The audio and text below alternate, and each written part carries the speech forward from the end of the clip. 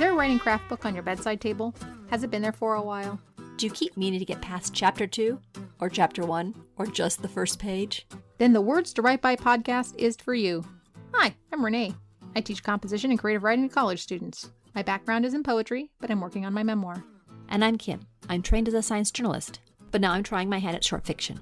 Each week we'll be tackling a chapter of some well-known, but perhaps not so well-read writing craft book. Together, we'll uncover brilliant insights, face the hard truths, and totally disagree when the author is wrong. This is our podcast, after all. And then we're going to take what we learn and apply it to our own writing by doing the book's suggested exercises. We're inviting you to read along, or just tune in for the Cliff Notes version. We're committed to improving our own craft, one writing advice book at a time, and we'd love for you to join us.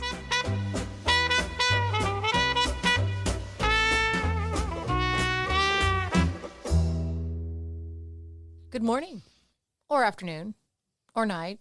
Happy driving. Hope everything's great with you, dear listener. Welcome to another episode of Words to Write By. Just wanted to give you a quick reminder that when you are at home and behind your computer, if you would like to hop on meetup.com or go to our website, www.wordstowritebypodcast.com, you can join our process group. It is free and it is very fun. We've curated quite the community, and I think we would all love to meet you, whoever you are, dear writer. Anyway, it's fun. You will notice that there won't be an episode next time in 2 weeks because Kim is going on an epic adventure. If you are one of our listeners that listens on the day of the release, I would like you to feel for me and my family as we leave for a trip to Japan for the next 3 weeks. Exciting. Mm-hmm. You will be missed, but I'm assuming you'll send me pictures. Yes, okay. There'll be pictures. Of your adventures. Mm-hmm. That is quite the adventure. Have you ever been to Japan? Yep, I was there about 20 years ago, in the 2000s. But I was not there with a teenager and a 12-year-old, so that will be different. They'll love it. Yep. One more thing. Mm-hmm. Don't forget, we have a tip jar. Yes.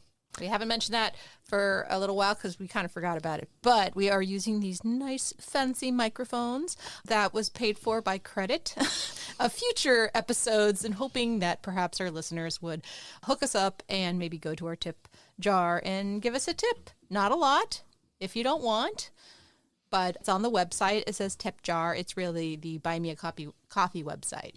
So if you like the sound quality and you're enjoying the banter we have created for you, please go to the tip jar. That would be awesome. And that is all. But there's way more to come. So next we have an interview with an editor, and we're going to talk about draft rewrites. Hi, I'm Kristen Tate. I run a business called The Blue Garret. I work with authors doing everything from developmental editing to copy editing. I'm excited to be on the podcast again. So in our previous podcast, we discussed Anne Lamont's editing process on her second book, and it's extensive. Yeah. The type of editing that she did, would you consider that developmental editing? Absolutely. I would call that developmental editing. From her description, she tore up that book at least a few different times. Is it common that you get a client with a book that needs to be torn up? Yes, especially a first book. It's really not uncommon, and I try to prepare folks for the amount of work that they might have to do.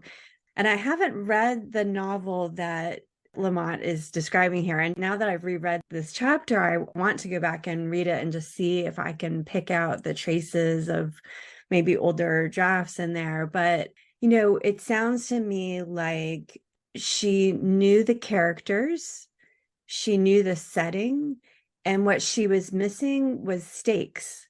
Like the stakes were not high enough for what was going to happen to these characters. So, she's talking about doing things like putting more pressure on them or making things pay off. And that is something that is a typical first novel problem. People have spent a lot of time thinking about their characters and who they are. They've often spent a lot of time thinking about their setting. And they may have spent some time thinking about their plot, but they haven't necessarily braided all of those things together to come up with a book that readers who don't know and love these characters are going to care about. And that's where the stakes come in. Things have to happen to these characters. And I do sometimes get first books where there's not enough happening, or we can't decode why something happens, right? Sometimes I'll get a book where the author knows what the ending point needs to be, but we can't trace the kind of emotional or psychological logic that gets the character there. Usually that means that there's some kind of crucial stuff that has to happen in the middle. They have the effect, but they haven't built in a cause. Do you tell them what needs to go in there, or do they need to discover it themselves? I ask a lot of questions. I often will have ideas about what I think could go in there. And I often will tell an author, I have some ideas.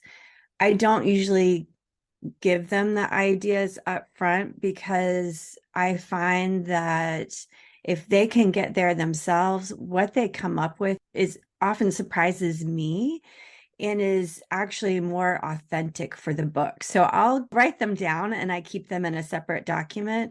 And what I do instead is ask a lot of questions. They're kind of leading questions, but they're open-ended enough that it doesn't show authors a path, because there's like 10 different paths. There are 10 different ways they could solve that problem. And the goal is to get the one that's like most creatively exciting. And I think authors get more invested in the revision process if they can get that creative spark again that they had initially. And that generally comes not from like me saying, here's what I think you could do. It comes from them discovering it again. So the goal is to get them excited to go back into that discovery process again and find something new that they didn't know yet about their characters or about the plot. Fantastic. What kind of techniques do you suggest they do to get to that? So I like using something I just call a story spreadsheet. It's just a Google sheet. It's a breakdown of what happens in each scene. Depending on the novel, there'll be other categories, like often backstory. So if this is, the kind of novel that Anne Lamott's talking about, where it's psychological and it's emotional, and what you're expecting to see is whatever kind of demons are hidden in that character's backstory, they're going to come to life and spark. You want to build clues to those into the novel. So I track what we already know about that character's backstory and where we're finding out about that. If it's something more plot driven, like a mystery or a thriller, I'll also have a column like for clues or red herrings or that kind of stuff. I find that I need something that allows me to see the whole novel at one go. And I think the technique that Lamott talks about laying it all out physically, I think that's a great technique. And it's actually very similar. I know other writers, and actually I've done this myself with my own work with note cards. So you could do the same thing, kind of have a note card for each scene. And then what that gets you is you can do that reordering. And I often will do that with a spreadsheet. So one thing that I will often do is I will show authors a new structure. So, I have kind of the structure they have there. I'll make a copy of that and put it in a new tab so they're not forced to look at it. And then I start moving some things around and kind of show them how they might untangle things and put it back in a chronological order, or how they might kind of braid the chronology a little bit more. Because sometimes I will see an organizational structure that I think could work better. And that's kind of what she was doing when she was laying out all the pages. Yeah. And then there was another part where she talked about doing a plot treatment where she went in really in depth. So that's when your structure is set, but you're going for more stakes, or? Yeah, I think it's about stakes, and it's also, well, okay, there's a couple of things that stage can get you. You can figure out whether the stakes are there. You can also figure out cause and effect. So these are related. Stakes are like your big climax and your payoff, and you want to make sure it's there. And then the cause and effect path, this is something that Lisa Cron talks about in her book, Wired for Story, which I think is so useful. You want to make sure that readers can understand the motivations, those causes all the way through. And you also want to make sure that each scene has an effect. She talks about taking out entire scenes, and she murders some darlings, and those are often things where it might be a great set piece, and sometimes I'll read a scene and I can just I can just tell it's one of the scenes that the author had thought up early on, and they just knew they wanted to use this setting, or there's like a line of dialogue or something. It's important to them and it's been in the draft all along, but it doesn't really have a reason for being there. Like there's no effect from it. It doesn't change anything in the character or the plot. And then you kind of have to make a hard choice. Like you either need to figure out a way to make it have an impact, or you've got to cut it. And that's hard. And then the other thing that you can do as you're laying out those pieces and rearranging it is thinking about pacing. When you have a big kind of disruptive scene where a lot happens, especially inside a character emotionally, often you'll want to have a quieter scene after that, so they have some time to do that processing work that we need to get some glimpses of, so we can see, okay, that was the cause, and now here's the effect, and then now it's going to cause some other series of actions. Imagine that I am a client that has brought to you a mess of a novel, and you bring back the questions, and I'm like, well, maybe I should just like throw this away and start all over again. What would you say to that client why they should go through the editing process? That's a good one. I mean, I tend to feel that these problems are all fixable. And I think when you have spent years often working with these characters, and you can hear this in kind of Lamott's words, these characters are important to her and she didn't want to walk away from them. And you don't want to walk away from years of labor. And I don't think that you have to. Doing the revision process will teach you new things about yourself as a writer. It'll teach you new things about how novels work, and you will take that knowledge into your next book. And so you'll just have a more intuitive sense of things like, are the stakes high enough here? Is my cause and effect pathway working? Does this scene have a payoff? And you'll be able to ask yourself those questions as you're drafting or as you're thinking through the plot of the next book. You might still make some of those mistakes, because sometimes we just have to make them, but you'll make fewer of them. So I just think it's such a good learning experience to go through that process. Thank you so much. This is some great information I think will be helpful when I get around to doing my edits of my novel, and also for other people, because you're right, we put so much work into this piece and then it doesn't work out. And it's good to know that we can make the most of it. You can. Yeah. Stick with it. Absolutely. Thank you so much, Kristen. That was fantastic. And now on to the show. On to the show.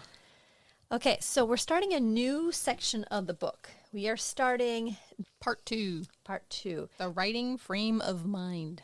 Everything before was about how to write, and now it's how to think about writing? I'm assuming maybe it's like the theory behind the stuff, like your mindset. You know, the most common advice, this actually was in the first section as well, was the whole butt in chair approach to getting writing. How do you write? You stick your butt in the chair and you write. My take on this is beyond that. Right. We're starting to get into philosophical meanderings, very similar to John Gardner, but less Hoity-toity. hoity-toity. Now, this one's called Looking Around. Hot take? So like a few chapters ago, I feel like this one could be summed up from like the first paragraph to the last paragraph, and then she just goes around in circles. Yeah, but we're still going to talk about it. So, Right. Okay, so here's one of the choice lines that kind of sums this looking around chapter. Writing involves seeing people suffer, and as Robert Stone once put it, finding some meaning therein. But you can't do that if you're not respectful. If you look at people and just see sloppy clothes or rich clothes, you're going to get them wrong. okay, so a couple things I had with this chapter. The first is from my many years of doing mindfulness training, I thought this was one big shout out to mindfulness. Really? Yeah, even Okay. though she never said it. How so? Just like, yeah, I think I can illustrate it by kind of talking about some of the phrasing that she used here. Like, you won't be able to present a character that's recognizable if you do not first have self-compassion. Self-compassion is a big thing in mindfulness. There's also the conscious mind seems to block the feeling of oneness so we can function effectively, maneuver in the world a little bit better. Then there's a sense of compassionate detachment. Oh, and the writer is a person who is standing apart but observing. So, like, this is all very common ideas that people practice in mindfulness, and yet she didn't say it anywhere in here. I mean, well, given when it was published, 94. 94, mindfulness, you would get it in the metaphysical bookshop. You wouldn't necessarily. No, they were already putting meditating monks in MRI machines at that point. Well, no, they were. But they were putting them in the machines to figure out what's going on. Now, at this point, we know what's going on. And We don't know what's going on. But Okay. Well, we kind of know what's going on, and we're seeing that it's beneficial. But, okay, from a layman's point of view, okay. in 1994, my mom and her partner populated the house with crystals and Zen meditation books. And I was part of my sort of stepdad's meditation group. And I was like 15, and we're all sitting in a circle. And these are like, you know, these people are like 30 years older than me. You know, they have the costume, the linen shirt. They've got the pillow. They have that round coin that's square in the middle, and they have it as a necklace. Zen stuff, just Zen stuff. So what you're saying is it was still a lot more crystals and cosplay back then than it is now. I think so, yes. They have science-ified it, definitely. You know, we've got apps. I think in the 90s, this was a little more woo-woo. So she might have been avoiding saying it because she didn't want to be one of those people. Or she is one of those people, but this is a book for general population, and she didn't want to isolate anyone. So part of it's because I have been doing mindfulness training for a long time. I use it for my writing, but I use it just to get through life and to deal with things and to process things. And so it's central to the way that I live. So there's nothing new here for me. But there's also not much new here, I think, even if I hadn't practiced that. Like it's about seeing the world, seeing inside people, like having a sense of looking. And the question is, would this be useful for anybody as a writer? I would say that the way it is written is not helpful. It could be helpful, but I do not think this in the next chapter, and we'll get to that soon, but I feel like it's very vague. Oh, it's very vague. In general, I don't know if she herself knew exactly what she meant. I'm not sure if she was trying to adopt the kind of writing that would come with Deepak Chopra, is that his name? It's almost like she's donning that kind of monk-like thing, and it's not helpful. It's not helpful for me. Do you feel like you already know all this stuff anyway, or that it's just not accessible the way she wrote it? I feel like it wasn't written for me. I feel like someone's getting it, but I don't. Like, I don't get it. I'm the person in the writing workshop reading poetry, and everyone's talking about the poem for like 5 minutes before I go, oh, it's about sex. Oh, I get it now. Like, I'm like way late to the party. Like, it just takes me a while. Reading this felt like that. I keep searching for something specific to like grab a hold to, and there's nothing there. Then my brain just goes, well, I guess this wasn't written for me and mine because I just don't get it. Or maybe I just don't get it because I'm not that bright. I don't know. There is that fundamental problem when you're in a class or reading a book and you realize, like, I'm just not bright enough to understand this. I'm assuming it must be useful for somebody smarter than me. Yeah. So I'll just go along with it. And I hate that. I do too, because I don't really believe it's true. It's not true. It shouldn't be that way. So I was kind of trying to think about who this would be useful for. And I came up with this scenario. Let's say you are a reader of genre books, okay? Let's say that you love science fiction, you love the ideas of science fiction, and you want to write a science fiction book. And you write your science fiction book, and you think you put all this effort into it, and it's good. And people just say, you know, I just don't buy it. It just doesn't work for me. I mean, you got some good ideas, but, you know, it's just not there. It's kind of flat. It's kind of just not connecting. And you go back to all your science fiction books, and you look at all the stuff, and you're trying to pull stuff out of it, and it's just not working. And for somebody like that, who is trying to improve their writing, but isn't getting it out of the fiction books they're reading, what they need to do is they need to look outside of the book itself. And for that kind of person who's only been focusing on books, like what they see in fiction, to read this and to read it in a way that they understand it, because it's very easy just to skim through this chapter. This would be something like, this is how you open your eyes and see the world and learn about people as to write about real people in your books. But there's no strategy in here. No, it's not a strategy thing. You're right. That's fundamentally a problem with something like this, is that it's saying, look at this, all these things, and then assuming that you'll collect in your brain and make something out of it. Okay, I think maybe what I'm getting out of this, unfortunately, is that I'm learning about myself through this chapter. And in this chapter, it makes me realize I distrust writers who are trying to sway me in a philosophical / spiritual way. And that's what I'm getting from this. It bleeds from look how smart and elevated I am. You explain this to me. You explain this to me, because maybe I'm just not, I guess I'm not getting it. Okay. Try looking at your mind as a wayward puppy that you are trying to paper train. You don't drop kick a puppy into your neighbor's yard every time it piddles on the floor. You just keep bringing it back to the newspaper. Okay. If that's about mindfulness, then it's that whole, like, you know, you sit there and your mind wanders and you try to bring it back, right? Right. And the idea that mindfulness isn't a thing that you just get. It's something you practice every day. Bringing the puppy back to the newspaper is something you practice every day. Right. But here's where it gets weird. So I keep trying gently to bring my mind back to what is really there to be seen. Maybe to be seen and noted with a kind of reverence. Because if I don't learn to do this, I think I'll keep getting things wrong. I honestly think in order to be a writer, you have to learn to be reverent. If not, why are you writing? Why are you here? What does that mean to you? So when you've sold your first book and you're invited onto fresh air and somebody asks you a question about your writing, you know, there's that certain answer that people have that's very esoteric and very learned, and people say, wow, this person is a deep thinker. I've got to get this book.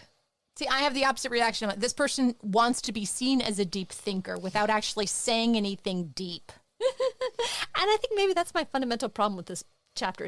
It's not quite a caricature, but it is when writers are asked to explain their art and explain why it's meaningful in the world and why the world needs liberal art programs, because otherwise it's all going to fall apart. This is the language they use. Right. And I hate it. I mean, it's probably my working class background, but seriously, dude, like, just get to the goddamn point. But my composition teacher brain pops in. And I look at this and I'm like, so I keep gently trying to bring my back to what is really there being seen. Circle there being seen. What is being seen? Be specific in the margin. Maybe to be seen, again, unclear, and noted with a kind of reverence. What do you mean by reverence? Because if I don't learn to do this, do what? I think I'll keep getting things wrong. What are you talking about? Things wrong? What are you getting wrong? Like, that's me and in writing in the margin from the composition teacher point of view. But from the poet point of view, or a person who went to a creative writing department point of view, it still pisses me off. I think you nailed it. I mean, I think that's one of the big fundamental problems here. Okay. Now, for the other side, let's look at it this way. As somebody that is trying to write a book, as someone that is giving up on other fun activities that people are doing, as somebody that is doing this thing that nobody wants to read in your family because they love you, but they don't actually want to read your book.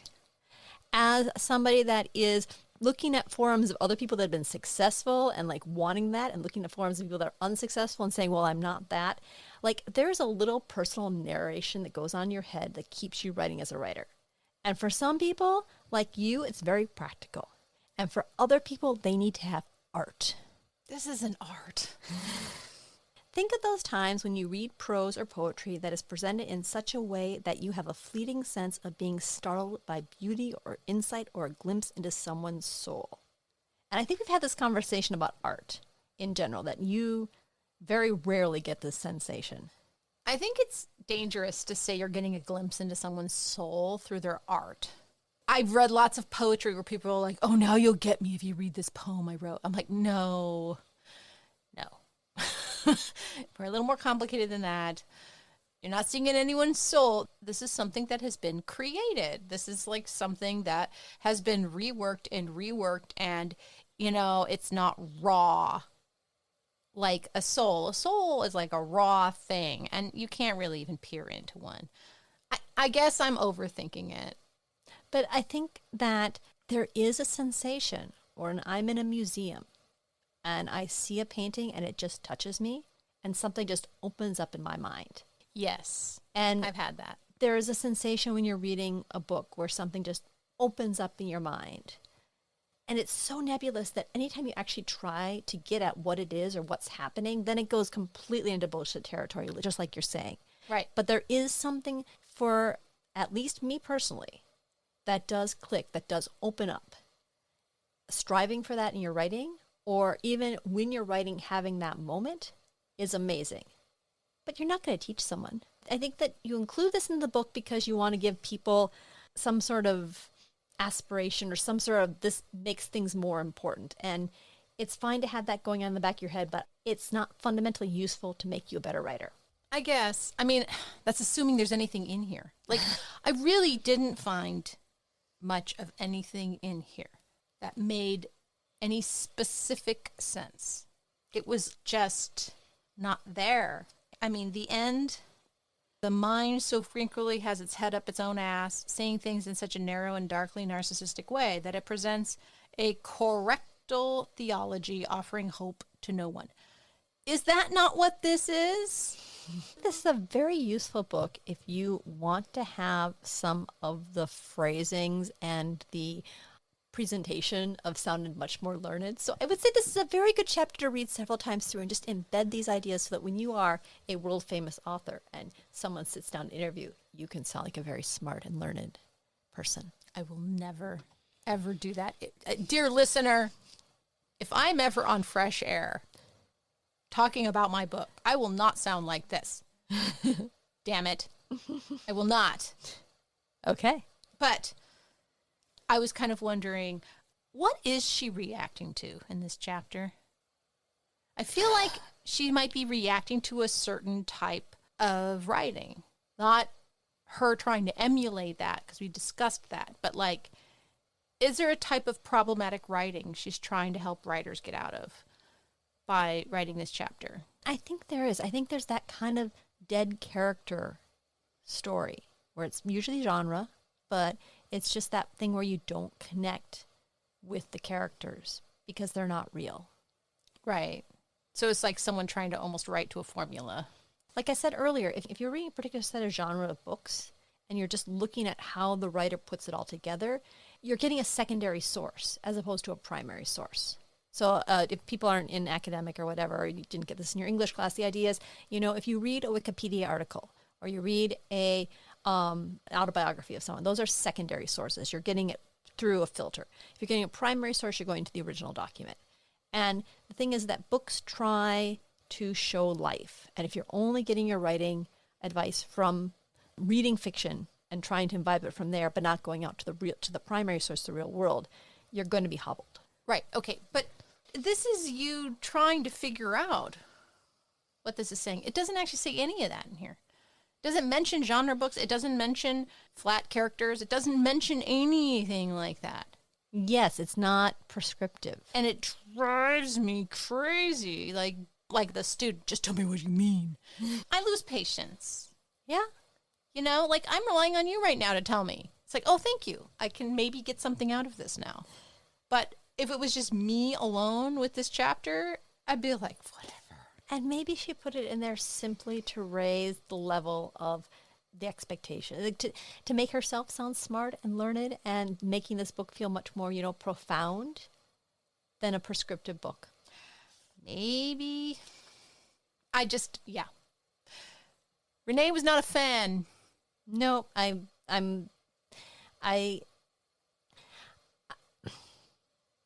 You were a fan. No, actually, I was not a fan. Okay. I found some interesting stuff there, but seeing how you react to it, I think that's what most people are going to react to. I read it through twice. I underlined. I thought about it. We talked about it. Nobody else reading a craft advice book goes over this chapter like that. They just pass right on through and keep going because they want to sound at the good stuff. So, yeah, I don't think it's terribly useful. Yeah, we gave it a chance. Wasn't for us. I don't know. Next chapter. Let's move on. Next chapter. The moral point of view. The moral point of view. So this chapter reminded me of an episode we did on Gardner. He had a chapter on this. I think it was our second or third episode. Anyway, Yeah. I'll link it in the show notes. What'd you think of the moral point of view? If you had to have a thesis for this one, it says, if you find that you start a number of stories or pieces that you don't ever bother finishing, that you lose interest or faith in them along the way, it may be that there is nothing in their center about which you care passionately. So the idea is, if you don't love your story, then it might get hard and you'll stop writing it. Unless you're a person that writes really fast. If you write really fast, you can just get to the end and you'll be done. But if you write slow, you have to love your stories. And you have to have an emotional core to them, where writing them and writing them out gives you a satisfaction in and of itself because of that emotional core. Right. It made me sad reading that first sentence. You know, you start a number of stories or pieces that you don't ever bother finishing, that you lose interest or faith in them along the way. I was like, oh, finally, she's going to talk to me. Like, because I have this problem, right? I'm finally going to get the answer. Nope. No answer. I think about the stories that I have started and not finished, and they are not because they didn't have an emotional core. There were other things that got in the way. I didn't have time. I didn't so much lose a connection to the core. It was still there. That wasn't why I wasn't finishing it or I abandoned them. But I think a lot of people do. Like, there's that whole business of basically looking at your novel and saying, there's nothing here. This is all just stupid writing. Nobody cares. And I don't care. Right. Do you ever stop caring about your writing and abandon it? Sometimes I've convinced myself that it's not worth anything and to move on to something else because it's just not going to work. This is about trying to tell the truth in your writing. And this gets really nebulous too, because she never says what it is. She just kind of talks about it in a way that makes everyone think they understand what it is. And we all stand around nodding our heads and saying, oh, yes, you're very smart. I don't want to appear like an idiot here. Right. And that whole the truth. Put quotes around truth to capitalize it, gild it. It's okay. I mean, maybe at the time this was poignant and interesting. Back in the 90s, this was important. And then now we're just all over it. Well, I mean, the 90s was only 10 years ago? I mean, it wasn't that long ago. And the joke never gets old. You know why? Because the 90s were our jam, dear listener. That's our age group. That's when we were young adults and everything worked. Or everything didn't work. But we were still young adults, so that was okay. And we didn't have to do our laundry because grunge was awesome. I did get a couple things out of this. And one of them was that you can't tell the truth in a sentence or a paragraph. The truth doesn't come out in bumper stickers. And I liked this because, you should be able to pitch your novel in a couple of lines. Pitches are one thing, but telling the truth of a story, why is my book important? Well, you can't just give that a sentence. If you ask someone why their book's important, they'll talk for a long time and meander because it's really hard to get to what the truth of your book is or what your book is saying because it's complicated. Right. She says you end up wanting your characters to act out the drama of humankind. I really like that line, but she says much of this drama does not involve witticisms and shimmer. it's almost like, I think it was the last episode where we were talking about the difference between plot and structure. Mm-hmm. This one is more like, what is your novel about? Well, it's about these two characters that do this thing, and they go through this adventure. And then what is your novel about? It's about forgiveness and love and redemption. What is it? What does that mean? And forgiveness and love and redemption are really big things that, you can use those words for it, but what really is going on is deeper. And what it reminded me of was in 8th grade, we read To Kill a Mockingbird. Have you read that book? I have. Yep. And I remember the teacher decided that we were going to do some sort of like panel thing. All the people that read To Kill a Mockingbird sit up. She was going to ask questions. We were going to tell about the book. And she asked, well, what is the plot of the book? And I'm like, wow, there's a whole bunch of different plots. There's Scout doing this, and there's Boo, and there's this, and there's this. And the teacher's like, no. The plot is the black man that was wrongly accused and Scout's father defending him. That was the plot. And I'm like, that's like one section of a very long book. And like, no, that's the point. That's the plot. Like, I'm going to give a shout out because this is the other thing I realized. The problem is that everybody has a story about a teacher totally screwing up, and they never pay attention to the other 230 days where the teacher didn't screw up. Teachers have it hard because, like, we only remember that horrible thing they did and not all the other stuff that maybe they did day in and day out. They're never going to appreciate it for that. But still, this teacher was wrong. And as an 8th grader, I knew she was wrong. What was wrong about that teacher was back then they weren't teaching that multiple interpretations existed, and that they had a book and you had to do a test, and they wanted to make sure that you got the quote unquote right answer. But there wasn't a lot of time or freedom to investigate. What I liked first thing was that there's not a single truth to your novel. So you don't need to feel bad that you can't sum it up in some pithy little truth that you say at a party and everyone goes, oh my God, I've got to read that novel because I've got to read what's in there. Whenever you come up with like it's about love and relationships and da-da-da, it's going to sound lame. Right. And don't worry if that sounds lame because it's the reason why you write the whole novel. And that stuff is all the way infused through it, and that truth is there. So if you feel like when you actually try to summarize your novel and it sounds stupid and fake, that's okay. Right. So that was one thing I got out of it. I liked one part, although, again, if students were reading this, they may not get it, but this made me think of students. She said, if you have a message, as Samuel Goldwyn says, send a telegram. But we feel morally certain of some things, sure that we're right, even while we know how often we've been wrong, and we need to communicate these things. For instance, I used to think that paired opposites were a given, that love was the opposite of hate, right the opposite of wrong. But now I think we sometimes buy into these concepts because it's so much easier to embrace absolutes than to suffer reality. Reality is unforgivingly complex. That I'm on board. It makes sense because I've read so many essays where you absolutely agree with something, you absolutely disagree with something, and the world is black and white. But that's because you don't have, what's that thing that you get when you get older and it grows in your brain? A brain tumor? It's not a tumor. It's the thing. You're a teenager, you don't have it, and you can't understand future consequences. Amygdala. Your amygdala, is it? I don't know. You haven't grown your amygdala yet. It's not complete, like completely there. So, my students see the world in black and white because it seems black and white, and they don't have nuance yet.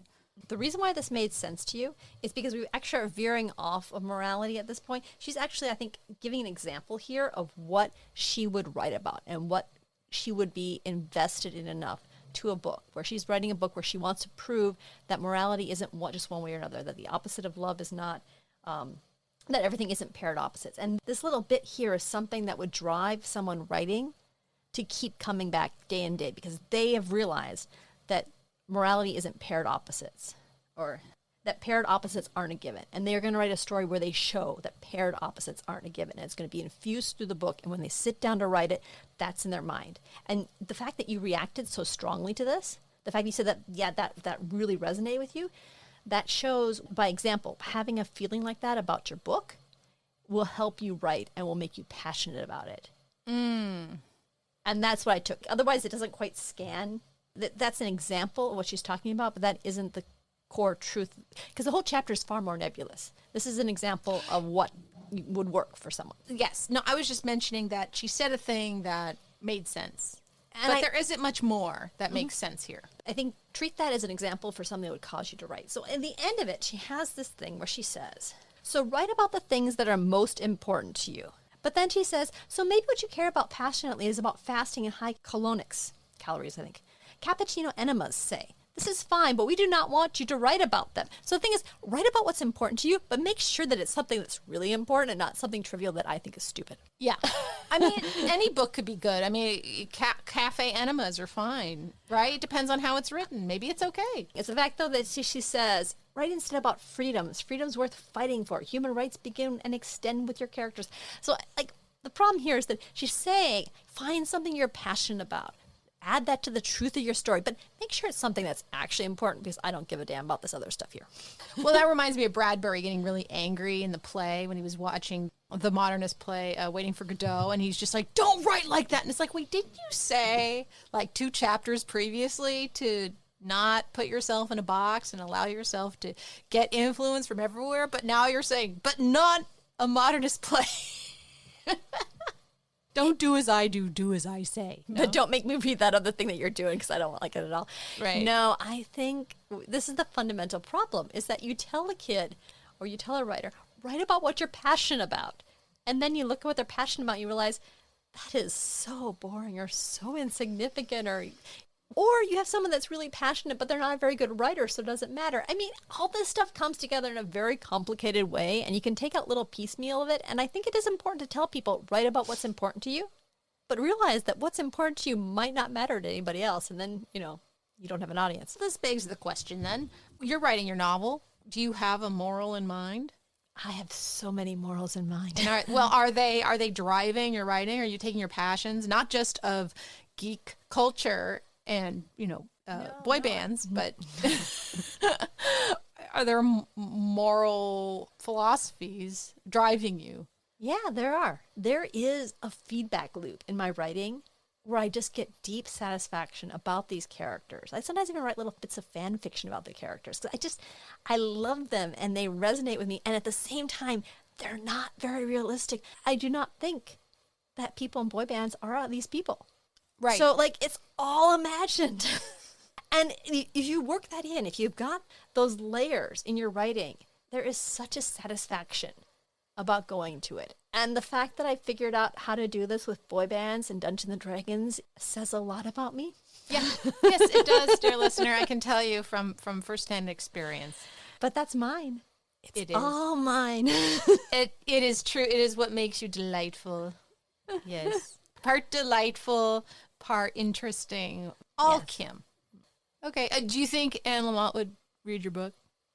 I don't know. I think that runs into that whole thing about make it important to you and then hope it'll be important to somebody else. And part about making it important to you is that you can't conceive of it not being important to somebody else because you care so much. So we'll see what harsh reality does. So I think what I'm trying to get you to say is give me a few philosophical adjectives that will be slapped onto your book.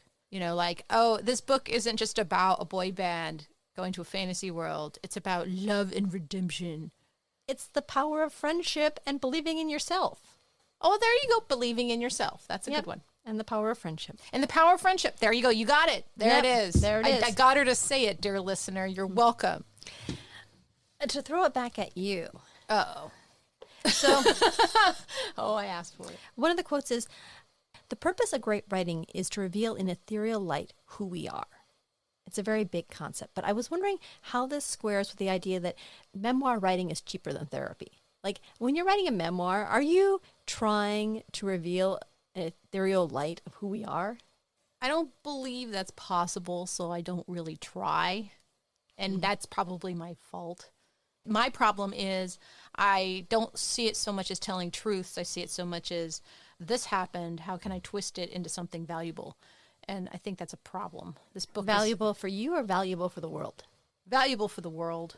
Okay. And me. Yeah, that's where the therapy comes in, I suppose. But that's where I keep hitting blocks, is because it doesn't feel valuable, which is becoming the point, or at least if there is a moral center to it.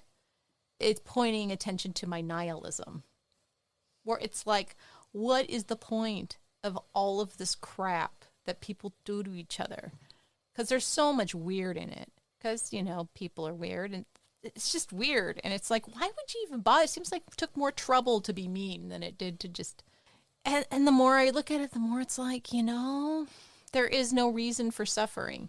That's a pretty good truth right there. There's no reason for suffering. There just is.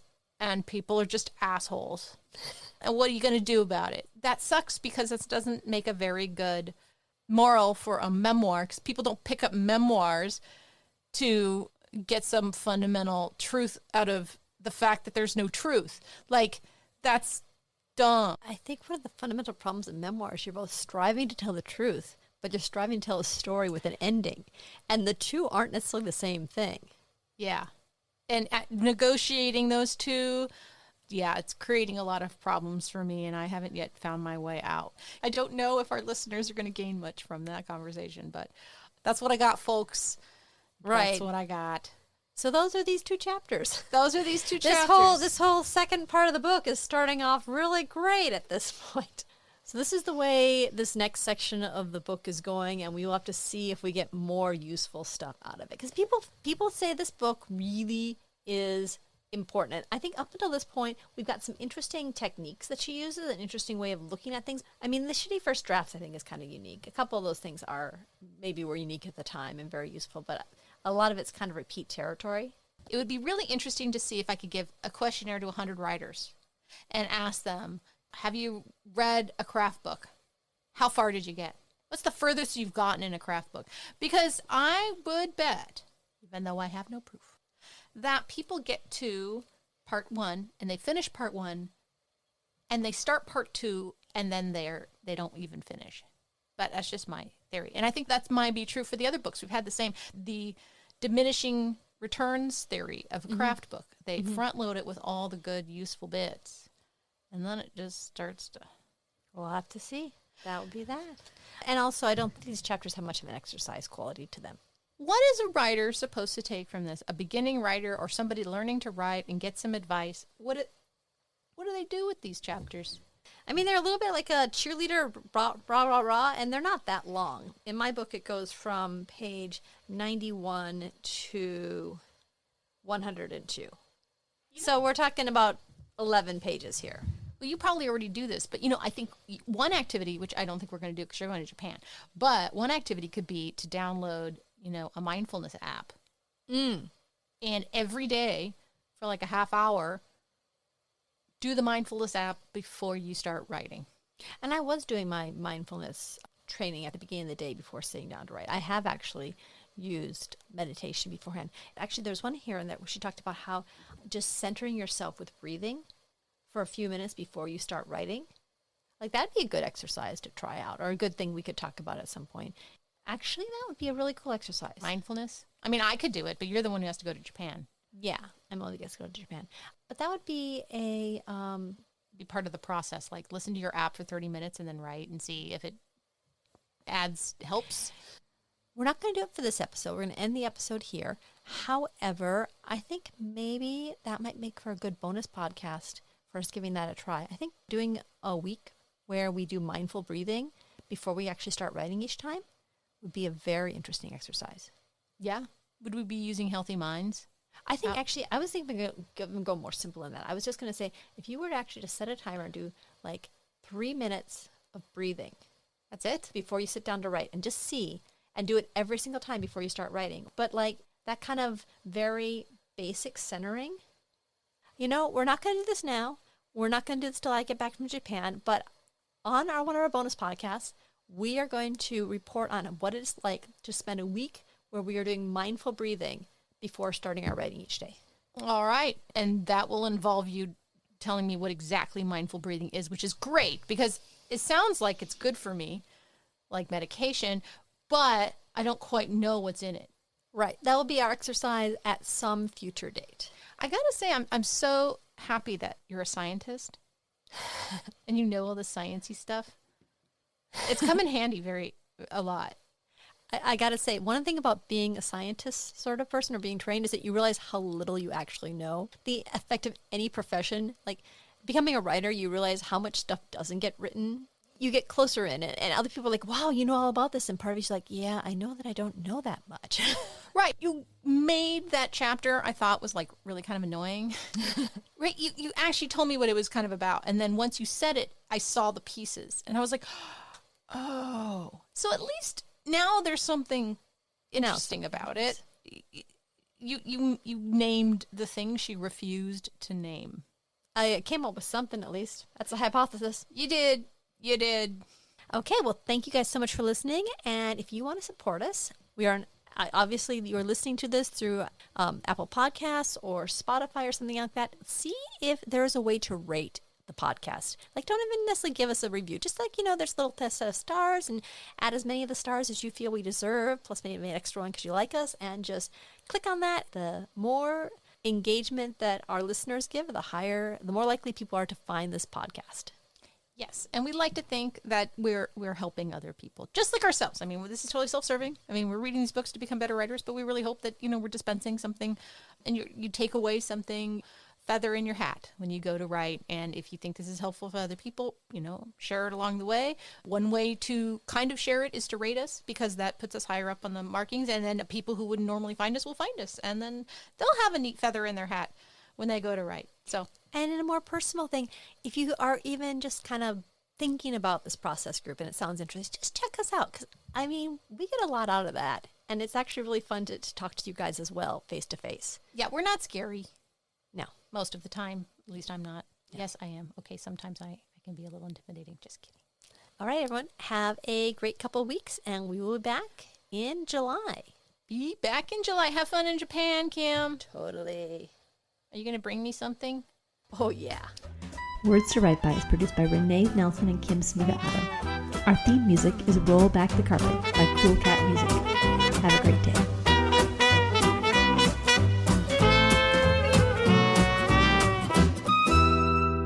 They talk like that too. You're not going to go very far if you can't find a subject in a sentence. What up, bitch? I got pretty fucking far before I knew how to find a subject in a sentence, okay?